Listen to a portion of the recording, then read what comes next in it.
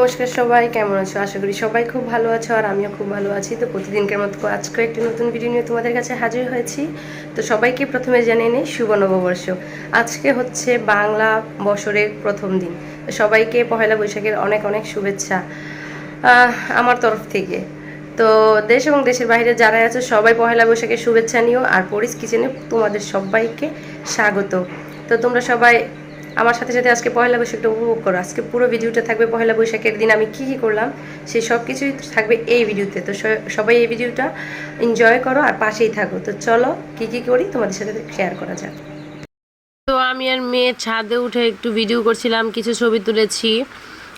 আমার মেয়েটা কিন্তু অনেক খুশি ছিল ছাদে আসার পর, কারণ সে তো সবসময় ছাদে ছাদে যাবো যাবো বলে। তো যখন আমি তাকে সাজিয়ে গুজিয়ে ছাদে নিয়ে গেলাম সে কিন্তু অনেক খুশি হয়েছিল। আর এদিকে আমি রান্না বসিয়ে দিয়েছি। এটা এখন আমি পোলাও রান্না করব আগে, কারণ আমার শাশুড়ি তো মাংস টাংস খায় না, যাতে মাংসর সাথে পোলাওর কোনো ধোয়া ছাড়া না পড়ে, তার জন্য আগেই পোলাওটা আমি রান্না করে তারপরে রেখে দিব আলাদাভাবে। এই জন্য আগে পোলাওটা এখানে বসিয়ে দিয়েছি। তো প্রথমে বলে নিচ্ছি যে আমি কিন্তু আরও অনেক কিছুর ভিডিও আপনাদের সাথে শেয়ার করতে পারিনি, কারণ তখন আমি ভিডিও করতে পারিনি। যেমন আমি ঘুম থেকে উঠে কিন্তু আগে মানে সিংহাসনে নমস্কার করেছিলাম, তারপর আমার শাশুড়িকে, তারপর আমার যাকে, তারপর আমার ভাসুরকে, সবাইকে আমি নমস্কার করি এক এক করে। তো তারা কিন্তু আমাকে খুশি, তারা তাদের আশীর্বাদের সাথে সাথে তারা আমাকে কিছু পে করছিল। তো যাই হোক, সেগুলো কিন্তু আপনাদের সাথে শেয়ার করতে পারিনি আমি। তো তখন আসলে ফোনটা নিয়ে নমস্কার করব বা আপনাদের সাথে শেয়ার করব কীভাবে কী করছি সেরকম ইচ্ছা থাকলেও উপায় হয়নি। তো যাই হোক, ওইগুলো নাই বলি। তারপর আমি মনে করেন মেয়েকে নিয়ে একটু ছাদে ঘোরাঘুরি করে এসে ভাবলাম যে রান্নাটা বসিয়ে দিয়ে, তারপর কিন্তু অনেক লেট হয়ে গিয়েছিলো রান্না করতে করতে। এখানে আমি পোলাওটা বসিয়ে দিয়েছিলাম। তো পোলাওটা আমি একটু ফুটিয়ে আসলে এটাকে নামিয়ে রাখবো, তারপরে এটা এমনিতেই সিদ্ধ হয়ে যাবে ঢেকে রাখলে। তো যাই হোক, আজকে আমি রান্না করব রোস্ট। তো রোস্টগুলোর জন্য আমি মাংসটাকে একটু লবণ দিয়ে মানে ম্যারিনেট করে রেখেছিলাম। তো সেটাকে আমি এখন তেলে একটু হালকা করে ভেজে নিচ্ছি, যাতে একটু কালার ধরে মাংসটার আর হালকা একটু সিদ্ধ সিদ্ধ হয়ে আসে।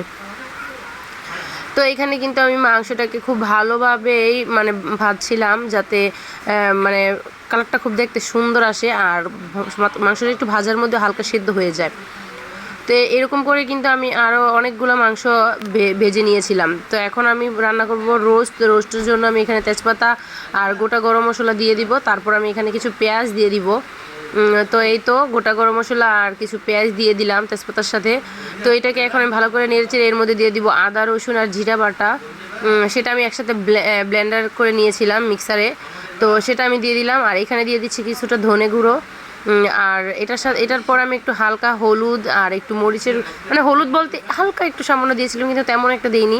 মরিচের গুঁড়োটাই দিয়েছিলাম বেশি, যাতে একটু ঝাল ঝাল লাগে। তো এইভাবেই আমি মাংসর জন্য মশলাটাকে তৈরি করে নিচ্ছিলাম। মাংসের মশলাটাকে একটু ভালো করে কষিয়ে নিচ্ছিলাম। তো আমার কিন্তু বাইরে নয়েজ আসতে পারে, আমি যেহেতু গ্রামে আসছি আমার বাবার বাড়িতে, তো এখানে এসে আমার ভিডিওটা এডিটিং করছি, তো এর জন্য হয়তো বৃষ্টির আওয়াজ পেতে পারেন বা ঘরের বাইরে কারো মানে কথা বলার শব্দ আপনারা পেতে পারেন। তো যাই হোক, এখানে কিন্তু মাংসটাতে একটু হালকা মানে মিক্স মশলা আছে না রোস্টেড, রাঁধুনি মিক্স মশলা দিয়ে দিলাম, আর একটু হালকা জল দিয়ে ভালো করে মশলাটাকে ভালো করে কষিয়ে এখানে মাংসগুলো দিয়ে দিলাম।